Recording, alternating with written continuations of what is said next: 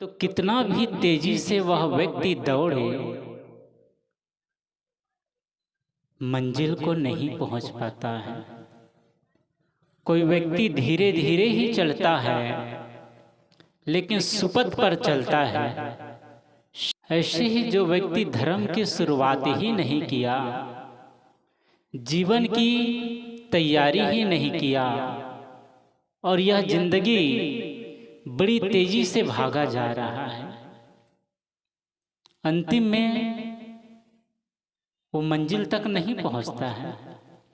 मंजिल तो तेरे पास बसी थी, जिंदगी गुजर गई आते आते। क्या मिला तुझे इस दुनिया से, अपनों ने ही जला दिया तुझे जाते जाते। अपनों ने ही तुझे जला दिया जाते जाते। मंजिल शांति रूपी मंजिल, कल्याण रूपी मंजिल तो तेरे निकट ही बसा था, ज्यादा फासला नहीं था। यह मनुष्य जीवन, इसको पाए हैं, मनुष्य का जीवन मिला है, इसमें थोड़ा सा ही फासला है। अन्य जो प्राणी हैं, चींटी है, मच्छर है, मक्खियां हैं, चिड़िया हैं, पशु पक्षी है, उनसे बहुत दूर है मंजिल। लेकिन यह मनुष्य जीवन, ये जब मनुष्य को हमें मिला तो हम बस बहुत निकट आ गए हैं कल्याण के। लेकिन इसमें इस जीवन को पाकर दिशा भटक गए। दिशा गलत चुन लिए तो नजदीक में ही आके आदमी गोता खाता रह जाता है, दूसरे छोर पर पहुंच ही नहीं पाता है। मुक्ति रूपी शांति रूपी मंजिल तक पहुंच ही नहीं पाता है। सदगुरु कबीर ने कहा, सार सार को गही रहे थोथा दे उड़ाए। ऐ लोगों, तुम सार को पकड़ो तो तुम्हें जल्दी पकड़ में आ जाएगी जो तुम पाना चाहते हो। हर व्यक्ति चाहता है कल्याण हो, मुक्ति हो, शांति हो, मोक्ष, स्वर्ग। इसी के लिए वह धर्म से जुड़ता है। लेकिन थोथा दे उड़ाए, सदगुरु कबीर क्या कहते, पहले सार को तुम पकड़ लो तो थोथा जो आसार है वो अपने आप छूट जाएगा। गलत दिशा में चलने की वजह से आसार को पकड़ लेता है, सार ही छूट जाता है। आसारे च सार मत्तिनो, सारे च सार दक्षिणो, ते सारम नाधि गच्छति मिथ्या संकल्प गोचरा। भगवान बुद्ध कहते हैं, आसारे च सार मत्तिनो, जो व्यक्ति आसार को ही सार मान लिया, जो व्यक्ति बीमारी को ही समझ बैठा है मैं तो स्वस्थ हूं, डॉक्टर के पास जाता नहीं है, दवाई नहीं लेता है और कहता है यही जीवन ठीक है। जो व्यक्ति अंधकार को ही प्रकाश समझ लिया है, जो व्यक्ति विष को ही अमृत समझ बैठा है, उसको समझाना बड़ा कठिन होता है। एक व्यक्ति अंधा था और वो कहता, उसको दिखाई नहीं पड़ रहा था, वो कहता अभी तो रात्रि है। क्यों? क्योंकि उसको दिखाई नहीं दे रहा था प्रकाश, इसलिए वो कहता है अभी तो रात है। लोग कहते भाई तुमको दिखाई नहीं दे रहा, इसका मतलब ये थोड़े कि रात है, अभी तो दिन है, सूरज उगा है। वो व्यक्ति मानने को तैयार ही नहीं। लोग सोचे भगवान बुद्ध के पास इसे ले जाते हैं तो उनका कहना मानेगा और ये विश्वास करेगा। लोग भगवान बुद्ध के पास ले गए, कहे भंते इस व्यक्ति को समझाते समझाते हम लोग थक गए, कहते हैं दिन है तो ये मानने को राजी ही नहीं, ये कहता है रात है, तुम लोग सब झूठ बोल रहे हो। इसको कैसे विश्वास दिलाया जाए कि अभी तो दिन है, सूरज निकला है। भगवान बुद्ध ने कहा तुम लोग इतने परिश्रम क्यों कर रहे हो, थोड़ा सा परिश्रम करो, उसकी आंख की चिकित्सा करा दो। उसकी आंख ठीक हो जाए तो तुम्हें सिर पीटने की जरूरत नहीं, उसको इतना समझाने की जरूरत नहीं, वो अपने आप देख लेगा। जिस व्यक्ति को ज्ञान नहीं होता है वह आसार को ही पकड़े रह जाता है। यो ध्रुवाणी परित्यज्य है ध्रुवाणी परिसेवते, ध्रुवाणी तस्य नश्यन्ति च ध्रुवम नष्ट एवं तत्। ऋषि कहते हैं जो व्यक्ति असत को छोड़कर असत को ही पकड़ लिया है, जैसा कि मैंने कहा कि व्यक्ति विष को ही अमृत मान लिया है, व्यक्ति बीमारी को ही स्वास्थ्य मान लिया है, उसका चिकित्सक नहीं कराता है। कोई समझाता है तुम बीमार हो डॉक्टर के पास जाओ तो गुस्साता है, कहता है मैं बीमार हूं, मैं तो स्वस्थ हूं, तुम्हें दिखाई नहीं पड़ता है। किसी को कहा जाए तुम्हारा स्वभाव बहुत कठोर है, थोड़ा नम्र बनो, वो कहता है मेरा स्वभाव, पहले तुम अपना स्वभाव तो देखो, मैं तो बहुत विनम्र हूं। व्यक्ति मानने के लिए तैयार ही नहीं होता है। व्यक्ति गलत खाता है, गलत पीता है, उसको समझाया जाता है भाई तुम ये जो खा रहे हो, तुम पी रहे हो, ये तुम्हारे स्वास्थ्य के लिए ठीक नहीं है। लोग गलत संगति में पड़कर न विश्वसेत कुमित्रे च मित्रे चापि न विश्वसेत कदाचित कुपितम मित्रम सर्वम गुह्यम प्रकाशेत।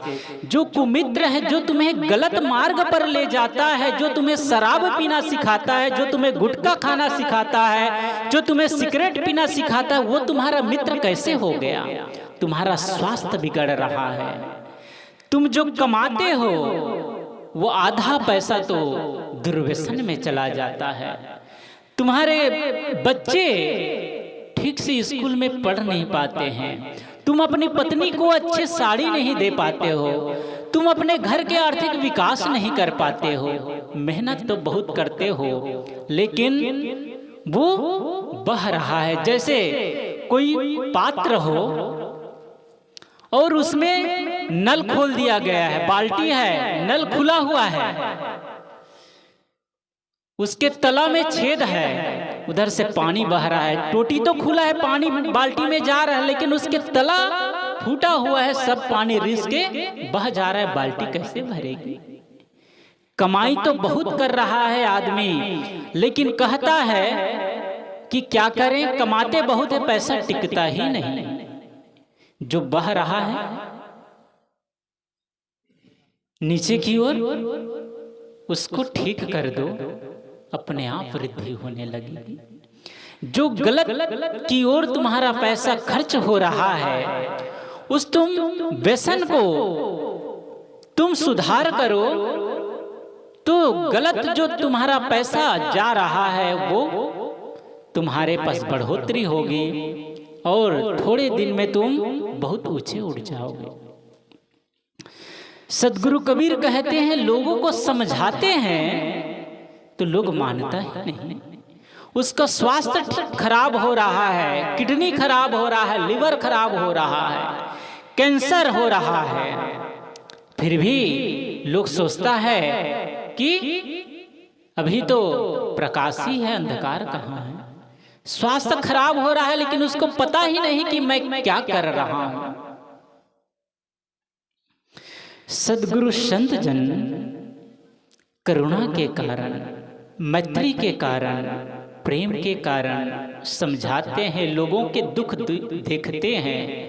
मैं रोऊं यह जगत को, मोको रोवे न कोई, मोको रोवे सो जना जो शब्द विवेकी होए। मैं तो संसार के लिए रोता हूँ, उसको देखकर द्रवित होता हूँ कि आदमी कितना दुख पा रहा है, लेकिन वो सन्मार्ग की ओर कदम ही नहीं बढ़ाता है। मोको रोवे ना कोई, मेरी बात को कोई ध्यान ही नहीं देता। दुख पा रहा है, कष्ट पा रहा है, लेकिन मेरी बात पर अमल ही नहीं करता है, ध्यान ही नहीं देता। जाता है। कहता है चोरी मत करो, लोग चोरी करता है। झूठ मत बोलो, झूठ बोलता है। गलत मत खाओ, गलत खाता है। एक पिता था, उसका चोरी करना धंधा था। उसका पुत्र था, वो होनहार था, पढ़ाई लिखाई किया था, नौकरी के लिए बहुत प्रयास किया, लेकिन नौकरी नहीं मिली। उसके पिता ने कहा, बेटे नौकरी नहीं मिली तो क्या हुआ, चलो तुम मेरे काम में हाथ बटाओ। क्या करता था वो? चोरी काम करता था। तो उन्होंने कहा, तुम मेरे बेटे हो, तुम मेरे काम में हाथ बटाओ, चलो मेरे साथ। चला गया वो बच्चा भी चोरी करने के लिए। एक शहर में गया, एक बड़ा सा बिल्डिंग था, वहाँ दूर में जाके खड़े हो गए और उस पिता ने कहा, बेटे जो सामने जो जिस मकान में लाइट जल रही है उसमें मैंने कई बार चोरी किया और बहुत अच्छी रकम चोरी में मिला। आज भी वहीं चलते हैं चोरी करने के लिए। वो बच्चा गौर से देख रहा था जिधर लाइट जल रही थी, जिधर रोशनी थी उधर गौर से देख रहा था। पिता ने कहा, बेटे इतने गौर से क्या देख रहे हो, चलो। उसने कहा, पिताजी जिस घर में आपने अनेकों बार चोरी किए हैं उस घर में रोशनी अभी भी है, लेकिन हमारे घर में अभी भी अंधेरा ही है, आज तक रोशनी नहीं हुई। जिस घर में आपने अनेकों बार चोरी कर चुके वहां तो अभी भी रोशनी है, लेकिन हमने चोरी का माल बहुत पाया, लेकिन हमारे घर में आज तक अंधेरा है, लाइट की भी व्यवस्था नहीं हो पाई।